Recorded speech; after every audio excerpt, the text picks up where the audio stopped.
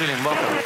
It's been reported that WikiLeaks has released more classified documents than the rest of the world's media combined. Can that possibly be true?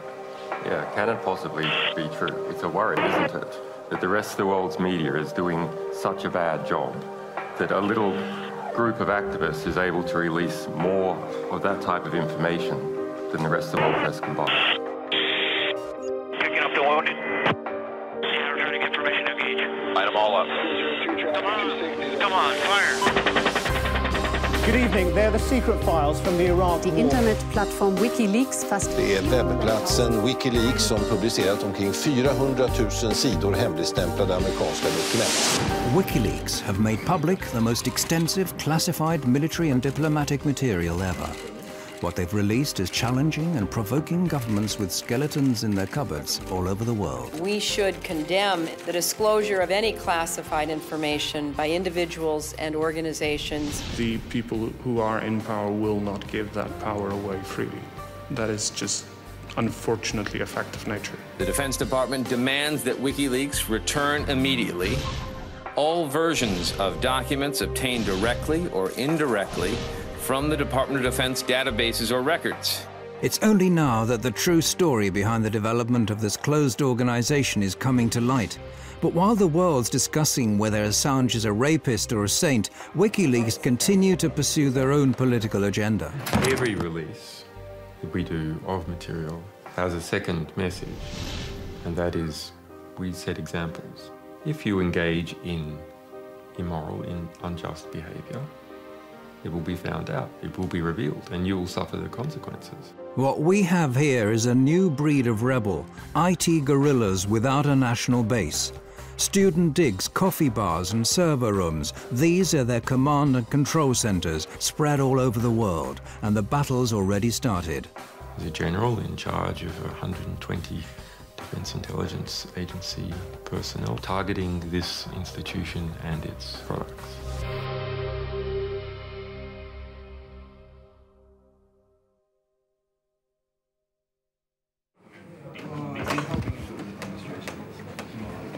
WikiLeaks have become a global force to be reckoned with in record time. It may not be easy to grasp at first, but the release of classified information is just a small step in a long-term political and ideological battle. And that leaking classified information is a weapon and not a means unto itself. The public has a right to know materials, and the historical record has a right to have materials of diplomatic, political, ethical, historical significance. And if something is interfering with that process, we will undo it. He's been called the Scarlet Pimpernel of the computer age. If one were to judge him on his looks alone, you could call him a chameleon, given the frequency of his change of hairstyles during the 6 months we've been following WikiLeaks. But if you look under the surface, you'll soon discover that Julian Assange has been revolting against the powers that be for a long time. As a teenager in Australia, he called himself Mendax and got a name for himself as a highly skilled hacker. By the age of 21, he found himself in court pleading guilty to some 20 different charges of hacking. Yeah, I mean, we had a back door in the US Military Security Coordination Center. This is the peak security for controlling the security of MILNET, the US military internet. We had total control over this for 2 years. The US space agency NASA is one of the victims of the Melbourne computer hacking syndicate. American investigators, including the FBI, contacted Australian authorities with their suspicions. The court was told the men even tampered with the police investigation into hacking at the ANU.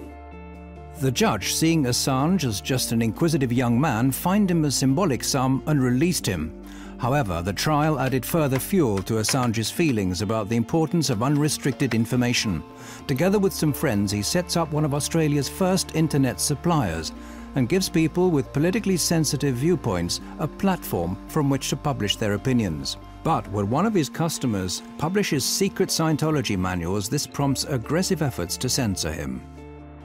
Helen Coburn, one of the lawyers for Scientology in California, I mean, sent many letters trying to attack us, and they ended up hiring a private investigator to try and track me down, who did manage to get hold of my silent telephone line and call me up, and just as a sort of threatening maneuver. I ended up tracking down how they did that. Those efforts to censor the site strengthen his conviction that something has to be done against those withholding important information from the public at large. What the problem was, there needed to be more actions that created positive reform effect. More actions that were just and corrective to injustice. Assange sees disclosures as a preventative instrument. It warns those involved in morally questionable or criminal acts that they'll be found out and will have to face consequences.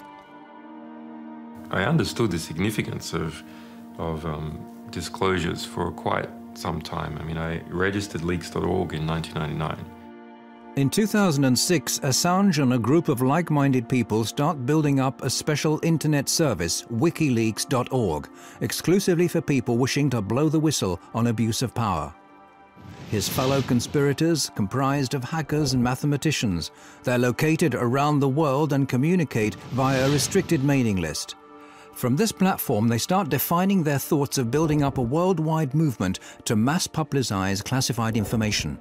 They affirm that this is the most cost-effective political weapon and that they intend to place a new star on the political firmament of man. Any reform that is large-scale must be based upon information, because what else can spread other than viruses? Only information can spread and achieve large-scale reform.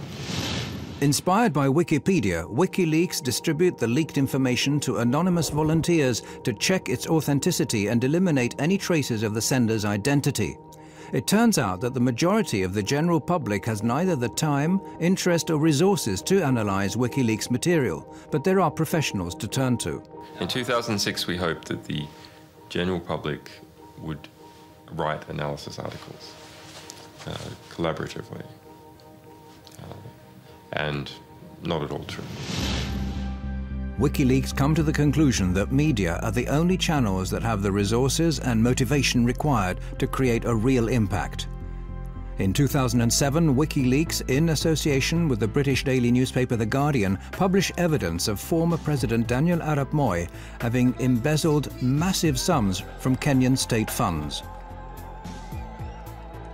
Shortly after that, they release a report about the Kenyan police's use of death patrols.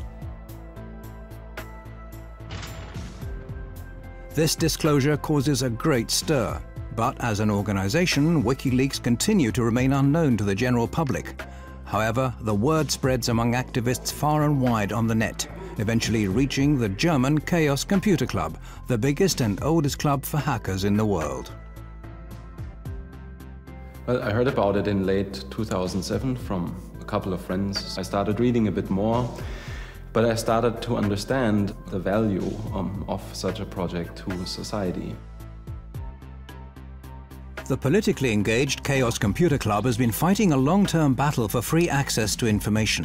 One of its members, Daniel Domscheit-Berry, is quick to recognize the common ground between his view of society and that of WikiLeaks. He quits his job as a computer consultant so as to devote all of his time to the new organization. The question is the attitude. What attitude do you have to society? Do you look at what there is and you accept that as God-given? Or do you see society as something where you identify a problem and then you find a creative solution for that problem? So it is a matter of, are you a spectator or are you actively participating in society?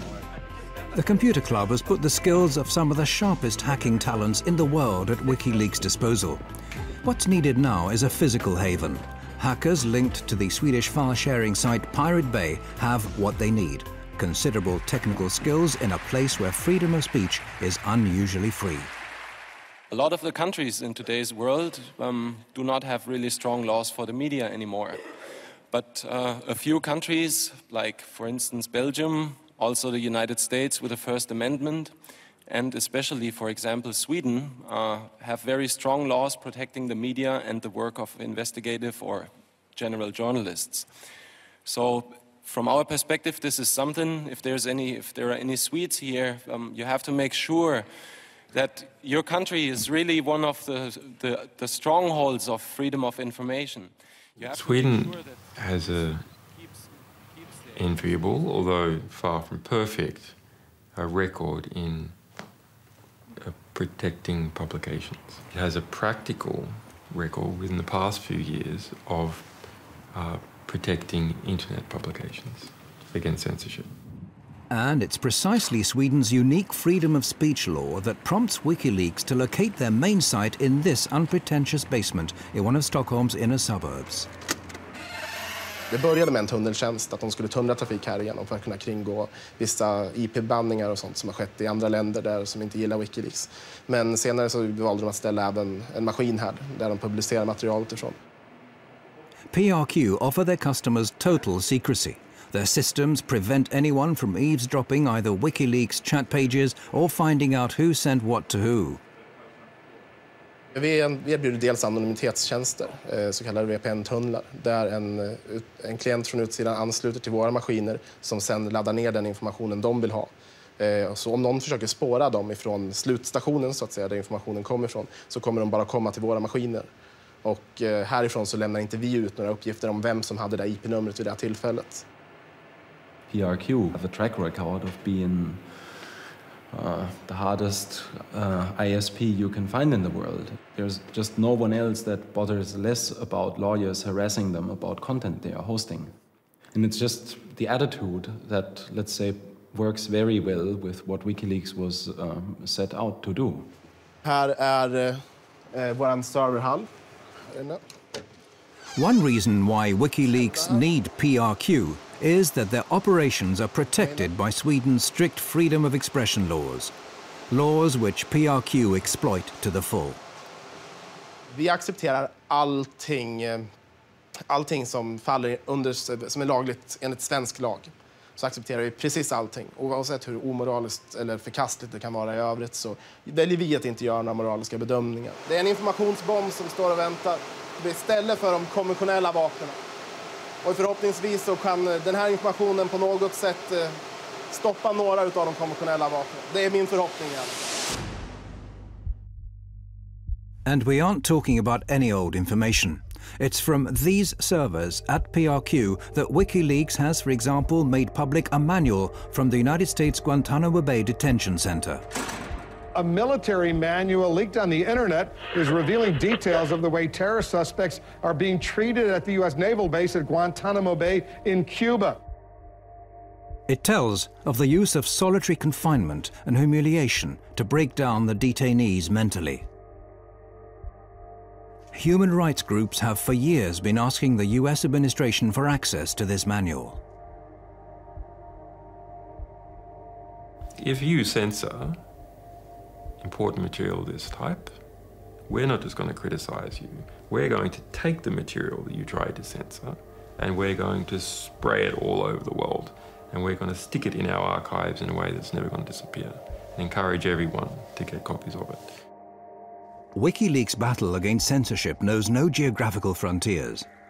The next step is to publish an internal report commissioned by the multinational trading company Trafigura, who are alleged to have dumped toxic waste in the Ivory Coast that caused tens of thousands of people to seek medical care. The Guardian newspaper was going to produce a big story on this, and as a result, they were gagged. The company obtained